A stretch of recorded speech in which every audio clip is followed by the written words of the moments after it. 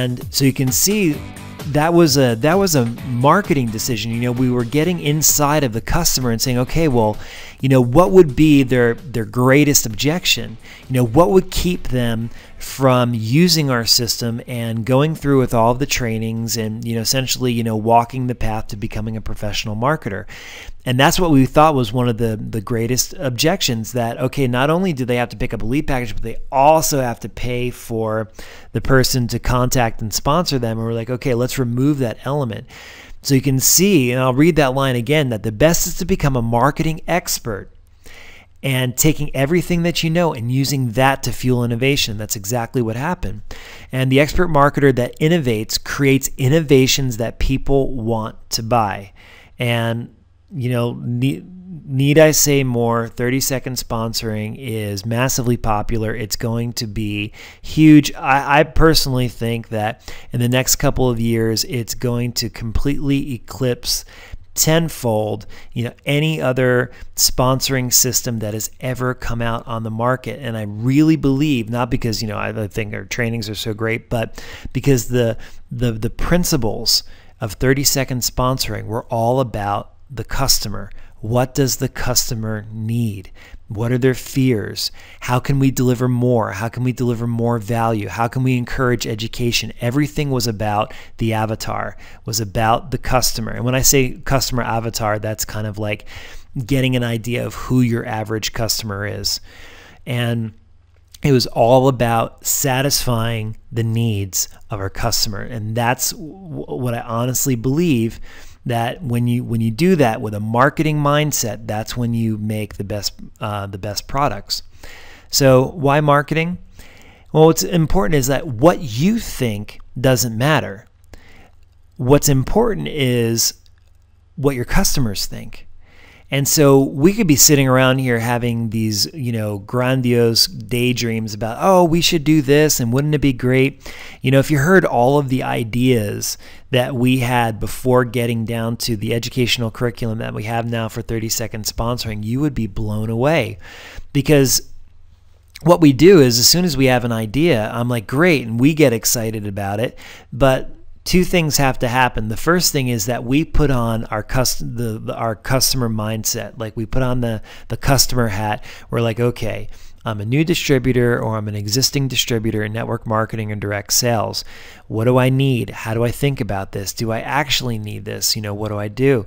And then what we do after that is we get an opinion based upon that. But because I don't walk in those shoes anymore, we have to actually go out and ask customers. We have to go out and ask random distributors, say, hey, you know, we have, you know, such and such and such. If something like this, you know, existed, would you get it? Okay, how much would you pay for it? And what are the things that would have to be in it? And so that's why this is one of the most important things, you know, we talked about on the other slide, you know, understanding what your customer thinks and needs. It does not matter what you think. Your idea does not matter at all. What matters is what your customers think. And so the easiest way to figure that out is just to go ask them. And it's called the POC, or the pulse of the customer. You know, what are they thinking? What are their fears? What are their needs? And this is the $1 Million Formula that was shared from a really, really good mentor of mine. His name is Keith Cunningham. And he has this book called Keys to the Vault. And it's actually about investing, like raising capital for, you know, for a new business or an existing business.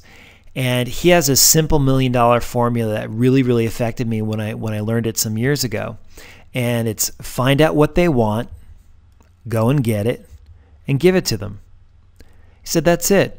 And I think he drew up the example in his book of Bill Gates. Now, Bill Gates didn't invent the Windows operating platform. I mean, a lot of people think that he did, and I know he's a programming geek and he knows all that stuff, but he actually bought it. He knew what he wanted. I mean, he had an idea, like find out what they want. He had an idea of what would make people's computing lives easier. And he also thought from like a, you know, marketing and a business perspective, you know, and he thought really big. He was like, you know, I want to control the platform, that no matter what computer you own, that you need to use this platform. but also he had an idea of what would make computing easier for the average home user. And then so he went and got it. He bought it from, I think, some developers at IBM. If I have that story wrong, I apologize, but I believe that he bought the first initial operating system platform. I don't know the technical words for it, but he actually purchased it from somebody. I don't think he hired them to create it. I'm not sure about that, but I know that he bought it and then he gave it to him. That's what he did. And now he's like, the second or third richest man on the planet. He's a gazillionaire. So marketing expert equals many options, forever and ever in your business life.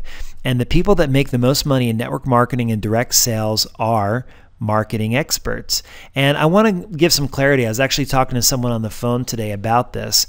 And what I found is that the people that I've worked with over the past couple of years, really high-level people in the home-based business world, they were either really, really sharp marketers and they came from different industries and they brought their marketing knowledge with them, or they learned through the school of hard knocks and they had been in the industry for like 25 years and they had failed with 7 opportunities, but they didn't give up and they just finally found out through experience like what worked and what didn't work.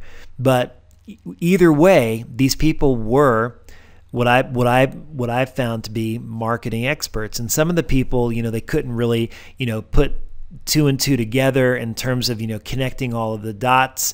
They were a little bit more simple-minded in their marketing approach, but man, they knew their customers well, and man, they knew their distributors well. And that's the key to marketing. So, and they also understood the importance of business around business marketing. Now, this is the first time that you'll ever be exposed to this concept, and it is a huge, huge concept that I came up with. And just in teaching this is and understanding how this applies to your business world. This is what I learned from working with multimillionaires in the home-based business world. I saw that they had a business around their business, and they weren't really aware of it. They didn't really do it on purpose. But when I saw that a lot of people had the same type of structure, I'm like, there's something to this. So I put a name to it. I call it business around business marketing. And that's essentially what we're going to be going over in this course. So the next section we're going to dive into, and we're going to be talking about this in general throughout the rest of this course, is business around business marketing. And I'll see you in those videos.